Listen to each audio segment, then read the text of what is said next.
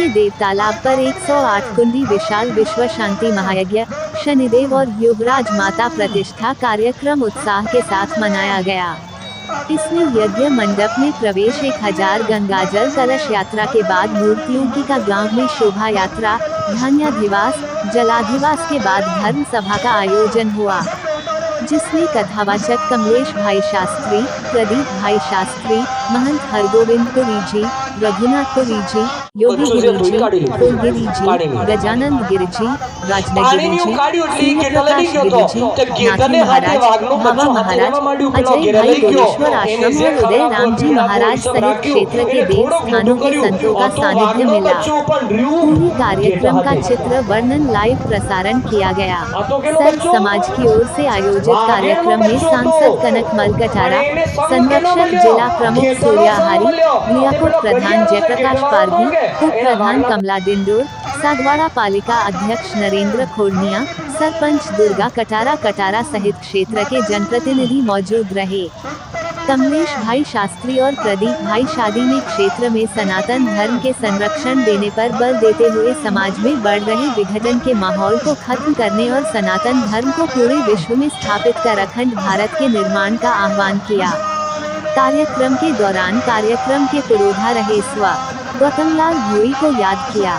दोपहर में शनिदेव एवं हिंगलाज माता मूर्ति शिखर एवं वंदन की प्रतिष्ठा की गई। शनिदेव प्रतिष्ठा खंडेश्वर धाम के महंत द्वारा व हिंगलाज माता की प्रतिष्ठा लक्ष्मण डिंडोर द्वारा की गई।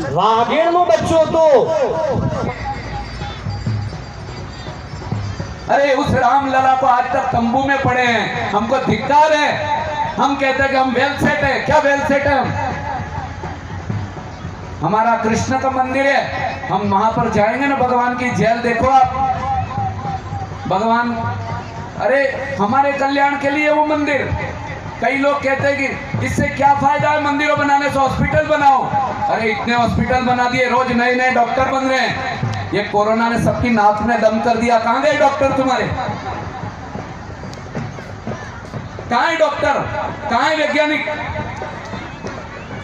एक महज 1 ग्राम कोरोना का वजन है, उसने पूरे भारत को बंद कर दिया। और रामानंद सागर को मैं धन्यवाद देता हूं, BR चोपड़ा को धन्यवाद देता हूं कि उस कोरोना काल में सबने उस महाभारत और रामायण जो हम 92 में देखते थे ना, सबको घर में ताले लगा के बंद करवा के दिखा दिया।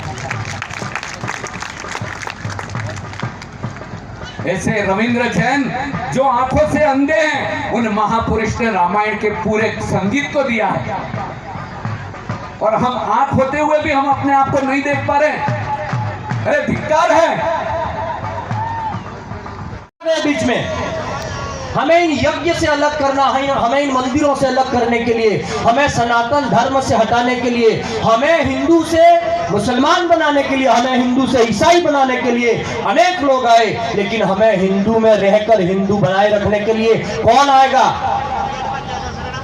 कौन आएगा बताइए मुझे। हमारे जनजाति बाहुल्य में बहुत बड़ी बड़ी चर्चे बन गई, बहुत बड़े बड़े लोग हमारे जो थे वो ईसाई बन गए। कौन आएगा हमें कहने के लिए ये धर्म हमारा नहीं है? हमारा धर्म सनातन है, हमारा धर्म हिंदू है। हमें अपने घर में कौन बिठाएगा वापस? जवाब मुझे आपसे चाहिए।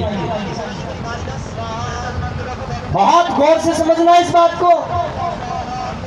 आज भारत में ये तो क्या हुआ मालूम है आपको कि हमारे घर कोई मेहमान आकर बैठ जाए तो हम उसकी आओ भगत करेंगे, भाई आओ, चाय पियो, पानी पियो, खाना खाओ और 2 दिन रहो। हमने कहा रहो 2 दिन, और फिर वो मेहमान ये कहे अब घर से बाहर निकलो तुम। बोले क्यों? अरे आप तो मेहमान बनकर आए थे और हमें घर से बाहर निकाल रहे हो। बोले हाँ, क्योंकि ये कलयुग है। जिन जिन लोगों को हमारे सनातन धर्म ने आकार दिया, हमने हमारे देश को धर्म निरपेक्ष देश कहा, हमने सबको आकार देकर अंदर बिठाया, बुलाया, आकार दिया, वसुधैव कुटुंबकम के भाव से गले लगाया, भाईचारा निभाया, हिंदू हिंसा से दूर रहा। और आज उस हिंदू के सर पर कितना बड़ा चक्रव्यूह मंडरा रहा है, उसका आपको और मुझे तकाजा नहीं है। ये यज्ञ क्यों किए जा रहे हैं? क्या कारण है इनके पीछे?